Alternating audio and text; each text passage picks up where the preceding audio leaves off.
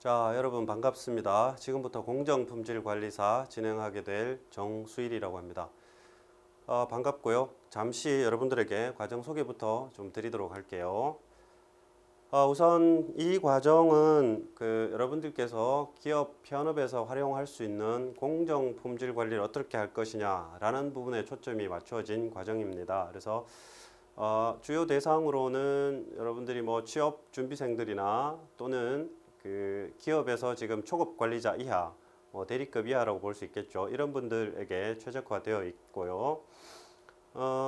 또 여러분들이 지금 뭐 어떻게든 이 과정을 알고 지금 이 영상을 보고 있다라고 한다면 기본적으로 그 자격에 대한 개요는 여러분들이 인식을 하고 있을 것이라고 파악이 되어서 바로 본 과정에 대한 설명을 좀 드리도록 하겠습니다.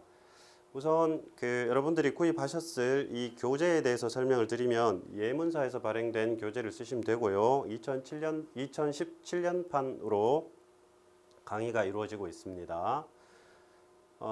여러분들 교재로 보면은 한 4페이지부터 한번 볼까요? 공정품질관리사 출제기준 필기 이렇게 되어 있는데요. 여기서부터 한번 펼쳐놓고 보도록 하겠습니다. 교재는 전체 5장으로 구성이 되어 있는데 전체 5개의 파트로 구성이 되어 있습니다. 파트로 구성이 되어 있는데 실제로 여러분들이 학습을 하게 될 내용들은 1장 공정품질관리 개론, 2장 통계적 공정관리, 3장 공정품질 개선 방법론 이렇게 해서 구성이 되어 있고요. 4장은 EGSPC 운용 이렇게 구성이 되어 있는데 이건 뭐 어떻게 보면은 여러분들 실기 준비 또는 실무를 하기 위한 통계 패키지 프로그램 설명을 하고 있습니다. 그래서 2장이나 3장을 여러분들이 공부를 해 나갈 때 도움이 될 만한 그런 내용들이라고 보시면 되고요.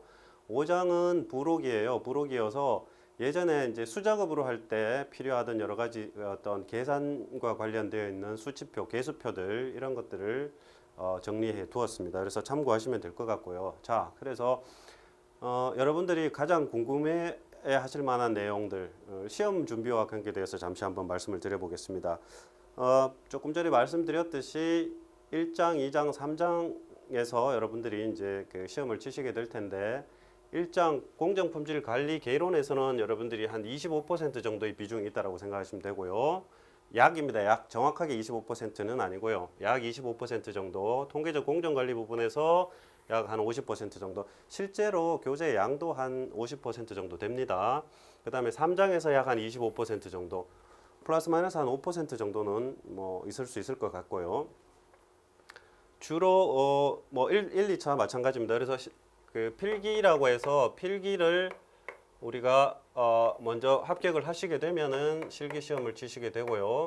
합격하신 경우에 실기시험을 치시게 되는데 각각 우리가 60점 기준입니다. 60점이면 합격을 마찬가지고요. 그러니까 60점이면 합격을 하게 되는 겁니다. 60점이라고 하면 이게 뭐 상대평가가 아니라 절대평가이기 때문에 여러분들 60점만 맞으면 다 합격을 하실 수 있고요. 문제는 60점, 이거 뭐 좀 어려운 거 아닌가 이렇게 생각하실 수도 있는데 과정 자체는 전공자가 아니어도 충분히 따라올 만한 그런 내용으로 구성이 되어 있습니다. 그래서 강의만 열심히 따라오시면은 크게 문제가 될 것 같지는 않고요. 필기시험 60점 맞는 방법을 잠시 알려드리면 먼저 60점을 맞는 게 중요한 게 아니라 사실 여러분들 40점 정도는 틀릴 수 있다라는 거죠. 필기시험은 100% 객관식으로 약 50문제 정도 출제가 됩니다. 그래서 이 중에 40%를 여러분들이 틀려도 되는 거잖아요. 그러면 50 중에 한 20문제를 틀릴 수 있습니다. 그래서 뭐 그 정도 생각하시면 크게 부담스럽지는 않을 것 같고요. 필기 문제에 있어서 뭐랄까요, 뭐 계산을 열심히 해야 한다거나 계산기를 써야 한다거나 이런 문제는 거의 없습니다. 그래서 개념 위주의 아주 초급적인, 그래서 개념만 제대로 이해를 하면은 따라가는데 크게 문제가 없는 정도입니다. 다만 실기가 조금 어려울 수 있는데요. 실기는 100% 주관식입니다. 그래서 실기는 100% 주관식인데 약 한 지금 20문제 내외 정도가 출제가 될 것이고요. 그 중에 한 역시 뭐 25%, 50% 정도의 기준으로 출제가 될 것인데 1장과 3장에서는 주로 계산 문제보다는 개념을 묻는 질문, 예를 들어서 뭐라고 문제에서 잔뜩 설명을 해놓고 이게 뭐냐라고 묻는다든지, 또는 개념 가운데 이제 중요한 키워드들에 갈로를 해놔놓고 갈로 메꿔 넣기를 한다거나 뭐 이런 정도겠죠. 이런 문제들이 한 40에서 50% 정도. 그 다음에 그 통계 프로그램을 활용해서 여러분들이 푸셔야 되는 문제, 그러니까 실무에 해당되는 문제들입니다.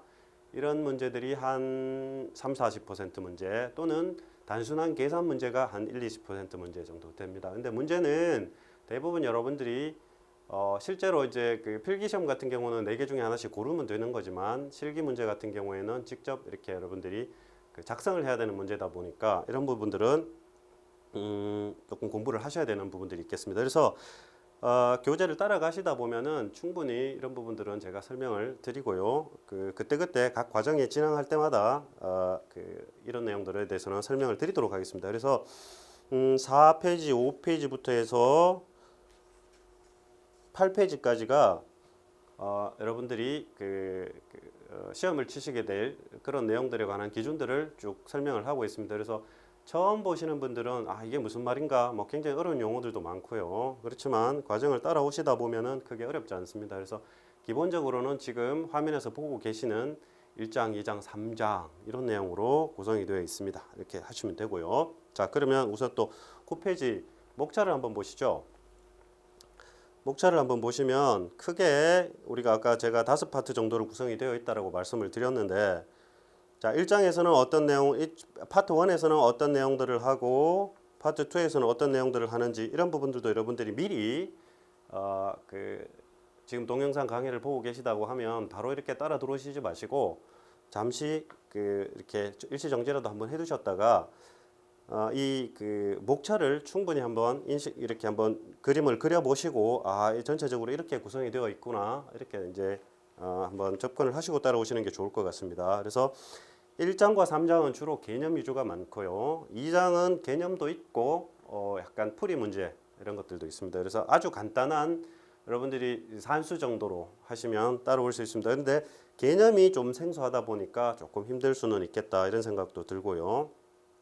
그래서 이렇게 따라오시면 크게 문제는 없을 것 같고, 그 다음에 제가 이렇게 강의 한 과정, 한 챕터가 끝날 때마다, 챕터가 아니죠, 한 파트가 끝날 때마다 각 장, 그러니까 뭐 공정품질 관리 개론, 이게 끝날 때마다 필기시험에 대응하는 어떤 뭐 예상 문제라고 할까요? 우리 교재에 구성이 되어 있습니다.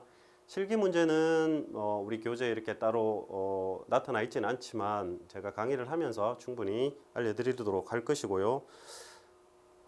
문제만 이렇게 뭐 열심히 이렇게 한다고 해서 뭐 합격한다 이렇게 보기는 힘들 것 같습니다. 이 문제가 어차피 예상 문제이다 보니까 실제 문제는 전체적으로 내용을, 개념을 이해를 해야지 아마 변형된 문제에 여러분들이 대응하실 수 있으리라고 생각이 되고요.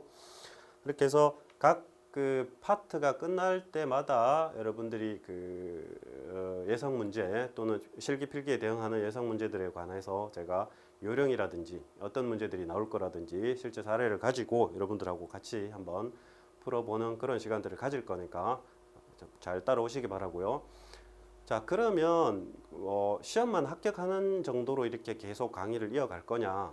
꼭 그렇지는 않습니다. 이게 실무를 표방한 그런 자격증이다 보니까 그러니까 뭐 장롱 면허증 같은 자격만 가지고 여러분들이 어떤 뭐 입사를 했다라거나 기업에 들어갔을 때 자격만 가지고 실무는 하나도 접근을 할 수 없는 상황, 이런 상황들이 기타 뭐 지금까지 여러 자격들에서 많이 보여왔기 때문에 강의에 있어서는 개념 위주로, 개념도 뭐 조금 이렇게 실제로 여러분들이 이해할 수 있는 정도의 뭐 그렇게 이제 진행을 하도록 할 것이고요. 반드시 뭐 뭐랄까요, 시험을 위한 그런 어떤 기계적인 강의 내용이나 뭐 전개 이런 것들은 지양할까 그렇게 생각을 하고 있습니다. 그래서 그런 부분들에 대해서는 여러분들이 인식을 하시고 한번 따라와 주시면 고맙겠습니다. 자, 이제 지금부터 본격적으로 우리가 한번 공정품질관리사 과정 속으로 한번 들어가 보도록 하겠습니다. 여러분들 교재 이제 목차를 넘어가서 본문 3페이지 들어가기 전에 보시면 공정품질관리 개론 이렇게 해서 뭐랄까요, 이렇게 간지가 하나 붙어 있습니다. 여기부터 한번 펼쳐 보시죠. 지금부터는 여러분들 연필도 하나 드시고 옆에 빈 노트도 하나 두시고요. 책에다가 줄 그어가면서 직접 그러니까 눈으로 보시는 거 아닙니다. 같이 따라오시면서 지금 제가 말하는 부분이 어딘지 모르겠다 그러시면 잠시 세워두시고라도 교재 찾아서 줄 그어가시면서 적어가시면서 이렇게 따라오시는 겁니다. 파트 1에서는 그 공정품질 관리의 개념, 기본적인 개념에 대해서 설명을 해드릴 건데요. 자, 공정이 뭐다, 품질이 뭐다, 관리가 뭐다, 품질 관리가 뭐다, 뭐 품질 경영이 뭐다, 고객 만족이 뭐다, 왜 고객 만족을 해야 되느냐. 그다음에 뭐 개론 부분에 들어가기는 조금은 생뚱맞은 맛이 없지는 않습니다만은 품질 비용 관리라는 측면까지 이렇게 해서 크게 6가지 내용들에 대해서 우리가 살펴보게 될 것입니다. 지금 보시는 내용은 여러분들 그 교재에는 없습니다. 기본적으로 본 과정을 진행하는 데 있어서 여러분들과 함께 이렇게 그 0점 조정이라고 할까요? 미리 깔아놓고 가는 그런 개념이 되겠습니다. 그래서 그 뭐 시험 문제에 나온다? 안 나옵니다. 안 나오지만 이런 개념은 기본적으로 깔아놓고 가야 하기 때문에 여러분들과 같이 함께 한번 전제를 해두고 0점 조정을 하고 시작하도록 하겠습니다. 자, 뭐라고 써있죠? 과정이 바뀌지 않으면 결과는 바뀌지 않는다. 지금 여러분들이 배우고 있는 과정이 공정품질관리입니다. 그러니까 공정이라는 말이 공정이라고 하면은 이게 뭐 회사 냄새, 제조업체, 공장 냄새가 나고 그렇습니다. 그런데 과정이라고 한다거나 프로세스라고 한다거나 하면은 조금 느낌이 다르죠. 같은 의미입니다. 그래서 우리가 조금 더 나은 결과, 좋은 결과를 얻기 위해서 또는 우리가 목적한 바를 얻기 위해서라면 그 결과에만 집착해서는 안 된다는 거죠. 그 원료가 되는 그 프로세스, 즉 과정이 바뀌지 않으면 안 된다라는 겁니다. 그래서 이렇게 먼저 한번 정의를 해두고요. 자, 그러면 이 품질이라고 하는 것, 여러분들이 보시고 계시는 이 품질이라고 하는 것이 어떻게 달성이 될 거냐? 결국에는 이 공정에서 만들어진다라는 것이죠. 공정, 계속 공정이라고 하면 여러분들이 그 조금 뭐 딱딱하게 느껴지고 그 뭐랄까요, 공장 냄새가 난다 그럴까요? 뭐 그런 느낌이 드실 텐데 프로세스 이렇게 이해를 하시면 될 것 같습니다. 프로세스 이렇게 이해를 하시면 될 것 같고요. 자, 또 있습니다. 측정할 수 없으면 관리할 수 없다라는 전제를 한번 해두고 가겠습니다. 우리가 그 파악하고자 하는 것 여러 가지들 또는 의사결정을 하기 위해서는 반드시 그와 관계된 의사결정을 할 수 있는 그 데이터를 얻어야 하고요. 그 데이터가 정성적인 것이든 정량적인 것이든, 즉 헤아릴 수 있는 것이든 헤아릴 수 없는 것이든 또는 묵시적인 것이든 명시적인 것이든 그 뭐 수단과 방법을 가리지 않고 그게 어떤 식으로든지 측정이 되어야 됩니다. 그렇지 않으면은 우리는 알 수 없고요. 알 수 없으면 관리할 수 없습니다. 자, 이런 전제를 우리가 한번 해두고 공정품질관리 개론으로 한번 들어가 보도록 하겠습니다. 우리가 배우는 그 타이틀이 공정품질관리사 뭐 이렇게 되어 있는데요. 사자는 빼고 공정품질관리라는 게 어떤 의미가 있는지를 한번 그 여러분들하고 그 미리 살펴보고 진행을 하도록 하겠습니다. 자, 공정품질관리 이게 그 세 개의 단어가 묶여가지고 하나의 그 지금 의미를 전달하고 있는데요. 공정과 품질과 관리라는 세 개의 의미 있는 단어들이 묶여 있습니다. 그래서 여러분들 같이 그 지금 여러분들이 제 앞에 앉아 계시면은 질문을 해볼 텐데요. 앞에 앉아 안 계시니까 뭐 물어볼 수도 없고 그렇습니다. 자, 공정, 품질, 관리 이 중에 여러분들은 뭐가 키워드라고 생각하시나요? 뭐가 가장 키워드일까요? 단언컨대 품질입니다. 퀄리티 확보하는 거죠. 퀄리티 확보를 해야 하는데 어디에 퀄리티를 확보할 거냐라는 문제입니다. 어디? 그 대상이 되는 것이 이 공정이라고 하는 것인데 그 퀄리티를 대상이 되는 공정의 퀄리티, 그 질을 확보하기 위한 관리 방법론을 배운다라고 생각을 하시면 됩니다. 그러면 이걸 왜 이렇게 하는데 결국에는 그 목적이란 게 우리가 최종적으로 우리가 원하는 목적물의 퀄리티를 확보하겠다라는 거죠. 그 퀄리티는 어디서 확보되냐 하면은 이 프로세스에서 확보된다는 겁니다. 사실은 이 앞단에도 여러분들이 조금 뒤에 배우게 될 그 품질의 여러 가지 개념들에 대해서 배울 때 이 앞단에도 뭔가 확보되어야 될 게 있다라는 것을 알게 되겠지만 그조차도 프로세스로 인식을 한다라고 하면 전체적으로 우리는 그 대상이 퀄리티 매니지먼트를 하는데 그 대상이 프로세스다 이렇게 이해를 하시면 좋을 것 같습니다. 자, 다음 지금부터 이제 여러분들하고 그 교재의 내용으로 바로 들어가게 되겠습니다. 3페이지 한번 보시죠. 3페이지 보시면 첫 번째 품질과 공정의 개념이라는 타이틀이 있고 그 밑에 이제 우리가 그 공정 품질 관리라고 했을 때 공정 품질 관리라고 했을 때 이 품질에 대한 개념을 지금부터 여러분들하고 같이 한번 살펴보도록 하겠습니다. 1번의 품질의 중요성이라고 하는 제목 타이틀부터 우리가 진행을 할 건데요. 여러분들이 지금 뭐 예를 들어서 스마트폰을 하나 사려고 한다라고 생각을 했을 때 잠시 생각을 한번 해보세요. 어떤 기준으로 우리는 스마트폰을 선택을 하게 될까요? S사나 A사의 스마트폰 또는 L사의 스마트폰을 결정을 할 때 여러분들은 어떤 요소로 스마트폰을 사게 되는 것일까요? 그 요소라는 측면들을 한번 생각을 해보시면 우선 생각을 한번 해보셨나요? 이런 궁금증들을 우리 같이 품질하는 사람들이나 또는 그 물건을 잘 만들어서 팔려고 하는 사람들은 고민을 미리 해봤던 모양입니다. 그래서 지구상에서 우주에서 가장 잘 사는 세 나라, 미국, 독일, 일본 이 세 나라 그 소비자들을 상대로 한 3,000명 정도, 각 3,000명 정도 그 소비자들을 상대로 이제 한번 물어봤습니다. 당신들 물건 살 때 뭐 보고 사냐? 어떤 요소로 사냐? 그러니까 스마트폰 살 때 어떤 요소를 가지고 스마트폰을 삽니까? 라고 했더니 물어봤더니 대부분의 사람들이 가격이라든지 품질이라든지 성능이라든지 등등 이따위 것들에 관해서 관심을 가지고 삽니다. 그러니까 이런 거죠. 야, 이 핸드폰이 디자인이 좋아요. 가격이 싸요.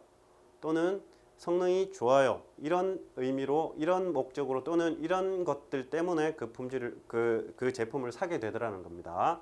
그래서 이런 것들이 결국에는 고객들이 물건을 사는 구매에 영향을 미치는 결정적인 요소가 되었는데 그러면 당신들 품질을 결정하는 요소는 뭐라고 생각하니? 라고 물었더니 이런 것들이라고 말했다고 해요. 자, 거꾸로 말씀 한번 드려보겠습니다. 결국에 가격이나 품질이나 성능 이런 것들 때문에 그 스마트폰을 샀다라는 얘기인데요. 샀다라는 얘기인데 넓게 보면은 이 가격이나 성능이나 이런 문제들도 결국에는 광의적인 품질의 범주에 들어가는 겁니다. 그래서 왜 중요하냐? 품질이 왜 중요하냐? 이것 때문에 물건을 산다는 거죠. 그 품질 안 좋으면 물건 안 산다는 얘기입니다. 물건 안 사면 우리 기업들 우리가 먹고 살 방법이 요원해지는 거죠. 그래서 품질이 중요하다는 겁니다. 그래서 이건 뭐 우리가 선택의 문제가 아니라 당연히 깔고 가야 되고 반드시 달성되어야 되는 문제라는 것이죠. 우리가 일상적으로 품질이라는 용어를 굉장히 편하게 쓰고 있습니다만 그것에 관한 정확한 의미나 이런 것들, 야, 당신 품질이 뭐예요? 여러분 품질이 뭐라고 생각해요? 품질이 어떤 거예요? 라고 물으면 우리는 사실 그것도 몰라요. 이렇게 말을 할 수는 있겠지만 실제로 구체적으로 우리가 설명하기는 참 쉽지 않았던 것 같습니다. 그래서 지금 보시는 화면에서처럼 품질이라고 하면 상표 이미지나 홍보, 과거 경험, 성능, 내구성, 작동성 등등등등 뒤에 가서 이야기하겠지만 이런 것들이 품질을 결정하는 특성치가 된다는 것이죠. 그래서 품질이 중요하다라는 겁니다. 여러분들 교재에 한 품질의 중요성의 중간 정도에 보면 소비자들이 물건을 구매할 때 고려하는 요소를 어쩌고 저쩌고 막 이렇게 쭉 적어놨어요. 그래서 요약한 정리본이 아니라 이렇게 서술형으로 교재를 구성해 놓은 이유도 여러분들 PPT나 이런 것들 화면을 보면은 금세 이렇게 보면은 이해하기 쉬운 것 같은데 여러분들 책상에 의자에서 엉덩이를 떼거나 또는 강의장 문을 나가는 순간 한 90% 정도는 휘발되어 버리고 없어지지 않습니까? 그래서 그런 것들을 지향하고 여러분들이 좀 힘들더라도 내용들을 한번 읽어보시고 이해를 하시고 개념에 조금 깊이 접근을 할 수 있도록 하기 위한 그런 편집 방향으로 정리가 되었다는 것도 곁들여서 말씀을 드립니다. 그래서 소비자들이 물건을 구매할 때 고려하는 요소를 조사한 결과 가격, 품질, 성능 등에 의해서 좌우된다는 것이 밝혀졌다라는 것이죠. 광의적으로 보면 가격이나 성능 이런 것들 역시 품질의 영역에 해당되는 것이다. 그래서 품질은 구매 요인의 결정적인 요소라는 것이 일반적으로 생각하던 것이기도 하고 연구를 통해서도 이렇게 밝혀졌다라는 겁니다. 그래서 품질이 중요하다, 달성해라 라는 것이죠. 지금 교재에서 말씀드린 내용들 여러분들이 이렇게 좀 메모를 해두시고 지금 슬라이드에서 보시고 있는 내용들도 여러분들이 정리를 좀 해두시면 좋을 것 같습니다. 그다음 품질에 이제 그렇게 중요한 품질이 그 시간이 지나고 산업이 발전을 하고 고객의 요구 사항들이 고도화됨에 따라 이 품질의 개념도 차츰 변화하게 됩니다. 진화하게 되는 것이죠. 그래서 조금 더 광의적인 개념, 거시적 관점으로 보면은 이 경영 전략적 관점에서 접근하는 개념이 있을 수 있고요. 그 다음에 미시적 관점, 협의의 관점으로 보면은 전통적 관점입니다. 그러니까 제품 품질, 우리가 이야기하는 직접 만들어진 여러분들이 지금 보고 계신 예를 들면 이 그 슬라이드 포인트 이런 포인트 같은 것들 이런 것들의 직접적인 성능 이 제품 품질에 국한화해서 접근하는 것이 협의의 관점이 되겠습니다. 지금 여러분들하고 그 이 과정을 진행하는 내용들은 사실은 경영 전략적 관점으로 지금 접근하는 내용들은 뭐 크게 없고요. 미시적 관점에서 접근을 하겠지만 실제로 품질의 개념이라고 하면은 이렇게 광의적으로 해석을 하고 본 과정에 지금 스코프는 아니지만 이렇게 그 광의적으로 해석이 되고 그렇게 접근하려고 하는 노력들이 이루어지고 있다라는 것이고요. 여러분들이 이 과정을 이수를 하시고 또 이 분야의 전문가가 조금씩 되어 가시는 과정에 있으면은 반드시 맞닥뜨리게 될 문제라는 측면입니다. 그래서 지금 그 여러분들이 보고 계시는 이 슬라이드도 여러분들 교재에는 없는 내용입니다. 없는 내용이에요. 그래서 이런 개념들이 품질의 개념들이 어떻게 변해 왔느냐라는 것이죠. 여러분들 퀄리티라고 써놓으면은 그냥 뭐 질 이렇게 여러분들이 해석을 많이 하시게 되겠지만 품질이라고 써놓으면 그 제조 공장에서 만들어지는 제품에 관한 것들에 국한돼서 생각하는 경우가 많습니다. 그래서 어떻게 변화되어 왔냐라고 보면은 최초에는 제품 품질에 관한 것들 이런 것들만 품질의 영역으로 해석을 하다가 점차 공정이라든지 지금 우리가 배우게 되는 프로세스 공정이라든지 그러면 처음부터 설계를 제대로 하면은 좋을 거 아니야. 설계 품질까지 이렇게 그 개념이 진화하게 되는 것이죠. 진화하게 되다가 자 그러면 제품도 보고 공정도 보고 설계도 보고 뭡니까? 결국에는 이런 것들이 시스테믹하게 돌아가는 거잖아요. 이제 시스템의 품질에까지 관심을 가지게 되는 겁니다. 시스템의 품질에까지 관심을 가지게 되고 야 결국에 이 시스템을 작동하는 건 누구야? 야 사람의 문제다. 뭐 좀 광의적으로 보면 사람의 퀄리티까지 우리가 관심을 가지게 됩니다. 자 이런 전반에 관한 것들 이 전체적인 것들을 다 아우르는 것들이 뭐냐? 기업에서 경영 활동이라고 하는 거죠. 그죠? 그러면 이 경영에도 퀄리티가 있을 수 있냐 없냐? 있을 수 있다라는 거죠. 그래서 경영 품질의 영역 경영의 질까지 우리가 논하게 되는 것입니다.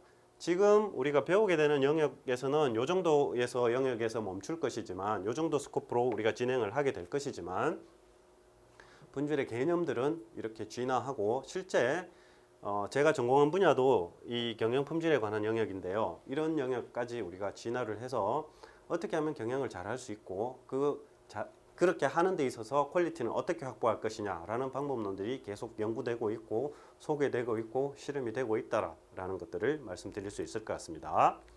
이런 부분들도 여러분들 지금 그 책 빈 공간이나 노트에 뭐 급하게 이렇게 쭉 한번 메모를 해 두시죠. 지금은 그렇구나 이 정도로 여러분들 이해를 하고 넘어가시면 됩니다.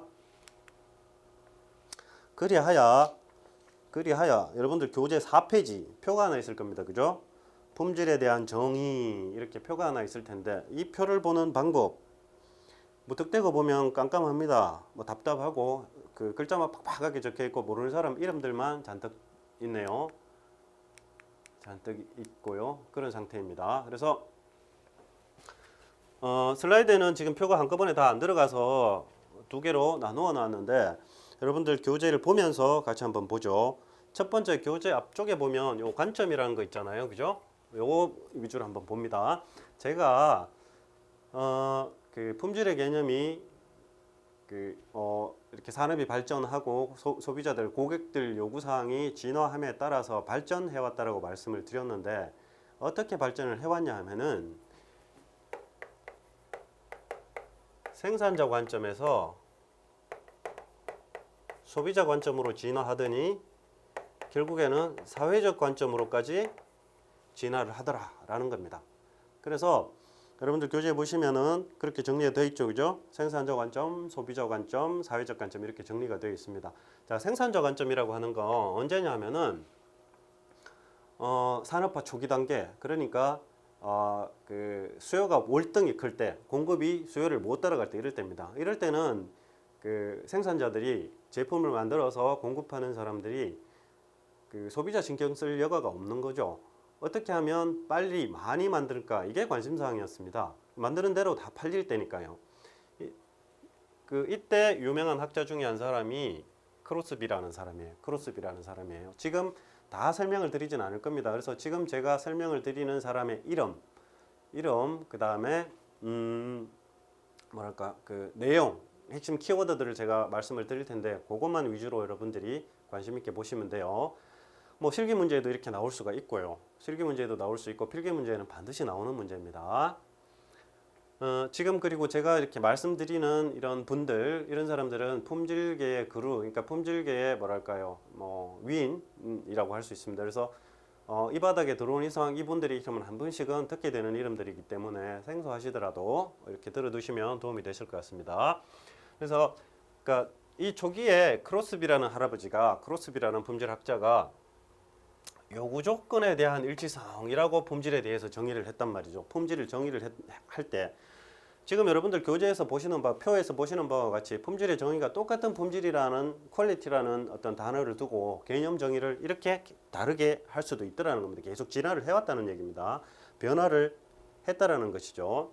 그래서 최초의 어떤 정의라고 할 수 있는데요. 근대화된 최초의 정의겠죠. 정의라고 할 수 있는데 이때 요구 조건에 대한 키워드가 요구 조건입니다. 요구 조건. 이때 요구 조건은 누구냐면 생산자 요구 조건이라고 보시면 돼요. 그러니까 소비자들, 여러분들 물건을 사쓰는 우리들에 관한 요구 조건이 아니고 생산자가 어떻게 하면 잘, 편하게, 빨리, 많이 만들 수 있을까라는 요구 조건에 관한 일치성이란 말이죠. 거기에 대해서 그러니까 그 생산자가 요구하는 요구 조건에 일치가 되면은 이거 품질 좋아, 품질 목표가 달성됐어 이렇게 말했다라는 겁니다. 절대적으로 제조 품질에 관해서 이렇게 관심이 있는 것이고요. 나머지 분들도 대부분 비슷한 이야기입니다. 그래서 주요하게 여러분들이 인식하고 있어야 될 부분, 생산자 관점에서는 크로스비인데 이때 크로스비 할아버지가 말한 그 요구 조건이라고 하는 게 이 이후에 말하게 될 요구 조건, 즉 그 고객 요구사항이 아니라 생산자 요구사항이라고 이해를 하시면 돼요. 그래서 거기에 대한 일치성, 그러니까 생산자가 요구하는 정도대로 빨리 많이 신속하게 만들 수 있으면 좋은 품질이라고 이야기를 했다는 겁니다. 자, 그 다음 관점. 이 생산자 관점에서 소비자 관점으로 진화를 합니다. 어떻게 진화를 하게 되었을까요? 이제 물건 팔아먹기가 힘들어지는 거예요. 왜? 공급이 많아지는 겁니다. 소비자들이 고르기 시작해요. 지금 우리 핸드폰 사러 가면은 핸드폰 없어서 못 사지 않지 않습니까? 얼마든지 우리가 골라서 살 수 있어요. 내 입맛대로 맞춰서 살 수 있습니다. 그 내 입맛, 사려고 하는 즉 소비자 관점에 어떤 그 품질의 관점이 생기기 시작한 거죠. 드디어 진화를 하게 된 겁니다. 그 중에 이 주란이라는 할아버지 역시 중요합니다. 반드시 여러분들이 품질 공부를 하다 보면 만나게 되시는 분들 중에 큰 강 중에 하나예요. 이 주란 할아버지가 용도에 대한 적합성이라고 말했어요. 이 키워드가 용도 적합성입니다. 용도라는 말은 결국 용도, 사용 같은 의미를 포함하고 있는 것인데 또는 용도 적합성, 사용 적합성 교재에 따라 다르고 시험 문제에 따라서 용도 적합성 이렇게 말할 경우도 있고 그 다음에 그 사용 적합성 이렇게 말할 경우도 있습니다. 어떤 경우든 마찬가지죠. 자, 용도나 사용이라는 단어 자체에는 누가 쓰는 건가요? 누가 사용하는 거죠? 소비자가 사용하는 거지 않습니까? 그죠? 이 말에는 이 말 자체에는 벌써 소비자의 개념이 포함되어 있는 겁니다. 그래서 비로소 주란 박사 정도에 왔을 때 이제 그 소비자의 개념으로 품질이 정의되기 시작합니다. 그 밑에 파이겐바움이라고 있는데요. 이분도 굉장히 유명합니다. 여러분들 뭐 전공하신 분들은 배우셨을 수도 있고 TQC라고 해서 토탈 퀄리티 컨트롤, 그러니까 전사적 품질 관리의 창시자라고 할까요? 이런 개념을 이렇게 주창하신 그런 유명하신 분입니다. 이분이 뭐라고 이야기했냐면 제품이나 서비스, 이게 우리가 제공하는 거잖아요. 제공하는 것들을 사용하는 데 있어서 중요한 키워드입니다. 소비자의 기대에 부응하는, 그죠? 소비자의 기대에 부응하는 이 말이 그 키워드라고 생각하시면 돼요. 그래서 여러분들 그 교재에다가도 딱 줄 거 놓으시고, 여기도 생산자 교재 이렇게 적어 놓으세요. 생산자 요구 조건이다. 그 다음에 소비자 관점으로 넘어왔을 때는 용도 적합성이다, 사용 적합성이다. 여기에는 벌써 소비자 개념이 포함되어 있다. 그 다음에 파이겐바움에서도 소비자의 기대에 부응하는 제품이 좋은 제품이다 라는 정의를 하기 시작합니다. 어떻습니까? 여러분들 대부분 아직까지는 요 정도 관점에서 여러분들도 그러면 좋은 품질이다 이 정도를 생각하고 계시죠, 그죠? 이렇게 소비자 관점으로 진행되었다고 해서 이 전 단계에 조금 더 원시적인 개념이었던 사용자 요구사항 이런 것들은 포함되지 않느냐? 그렇지 않습니다. 이건 다 포함 관계죠, 그죠? 이렇게 포함 관계라고 보시면 됩니다. 그러니까 이 개념 안에는 이 개념도 포함되어 있다라고 보시면 돼요. 저 확장되어 가고 있다라고 생각을 하시면 되겠습니다. 자, 이렇게 소비자 관점으로 진행이 되다가 또 진화를 하게 됩니다. 더 진화를 하게 되는데 어떻게 진화를 하냐? 사회적 관점으로 진화를 하게 되는 것이죠. 여러분들 그 회사에 취업하신 분들은 지금 여러분들 회사에 ISO 인증이나 이런 것들이 있을 것이고요. 아직 그 취업을 하지 않으신 분들은 여러분들 뭐 ISO 인증이나 이런 것들을 들어보셨는지 모르겠는데 국제 표준화 기구 뭐 이런 것들입니다. 이후에 또 다시 설명할 기회가 있을지 모르겠어요. 그 ISO에서 정의한 품질의 개념조차도 이렇게 86년, 94년, 2008년 이렇게 ISO에서조차도 그 정의가 점점 이렇게 달라지고 있더라라는 겁니다. 달라지고 있더라. 이것을 표현해 주기 위해서 교재에 이렇게 정리를 해놨고요. 자, 그러면 사회적 관점은 어떤 관점이냐? 그러니까 소비자 관점에서 사회적 관점으로 진화를 했다라는 것들은 고객의 정의가 또 바뀌면서부터예요. 고객의 정의가 점점 더 확장되고 이러한 것들이 개념이 발달이 되기 시작하는 거죠. 이후에 강의 시간에 여러분들이 아시게 될 텐데요. 강의가 이어질 겁니다. 그래서 네, 뭐 그때 가서 다시 조금 더 보충을 하기로 하고, 자, 여기서는 다구치 할아버지라고 해서 다구치 메소드 실현계획법을 조금 더 이렇게 편하게 정리를 해서 아주 훌륭한 툴을 만들어내신 다구치 할아버지가 제품에 출하된 그로 인해서 발생된 손실, 말이 되게 어렵습니다. 말이 굉장히 어려운데 무슨 말이냐면은 여러분들 그 제품이 합부 판정 기준으로 했을 경우에 제품이 합격했다, 공정에서 자기 기준에 의해서 합격했다라고 했을 때 이게 A급일 수도 있고, 그러니까 목표치에 가장 근접한 값일 수도 있고 조금 더 떨어져 있는 값일 수도 있지 않습니까? 2장 공부를 하시게 되면 이해를 하시게 됩니다. 그렇게 됐을 때 똑같은 합격품이지만 어떤 사람은 A급을 가져가고 어떤 사람은 B급을 가져가고 어떤 사람은 C급을 가져가게 되는 거죠. 같은 비용을 지불하고. 그렇게 됐을 때 B급, C급을 가져간 사람들은 A급 가져간 사람보다 조금 더 나쁜 품질의 물건을, 제품을 가져가게 되는 것이죠. 그로 인해서 사회에서 손실이 발생한다는 겁니다.